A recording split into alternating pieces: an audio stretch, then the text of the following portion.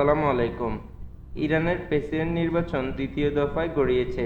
শুক্রবার দেশটিতে অনুষ্ঠিত প্রেসিডেন্ট নির্বাচনের ভোট গণনায় কোনো প্রার্থী প্রয়োজনীয় 50% বেশি ভোট নিশ্চিত করতে পারেনি। এমন অবস্থায় আগামী 5 জুলাই দেশটিতে দ্বিতীয় দফায় প্রেসিডেন্ট নির্বাচন অনুষ্ঠিত হবে। দেশটির স্বরাষ্ট্র মন্ত্রণালয় শনিবার এসব তথ্য জানিয়েছে। ইরানের স্বরাষ্ট্র মন্ত্রণালয় প্রকাশিত ফলাফলে বলা হয়েছে, 2,50,00,000-এর বেশি ভোট গণনায় দেখা গেছে, সংস্কারপন্থী আইন প্রণেতা মাসুদ পেজেশকিয়ান 1 কোটির বেশি ভোট পেয়ে নির্বাচনী দৌড়ে এগিয়ে আছেন।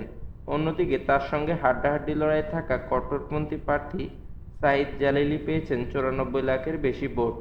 ইরানের নিয়ম অনুযায়ী কোনো প্রার্থী যদি ন্যূনতম 50% ভোট না পান তবে নির্বাচন দ্বিতীয় দফায় গড়ায়। প্রথম দফার নির্বাচনে প্রথম ও দ্বিতীয় অবস্থানে থাকা দুই প্রার্থীর মধ্যে তখন প্রতিদ্বন্দ্বিতা হয়।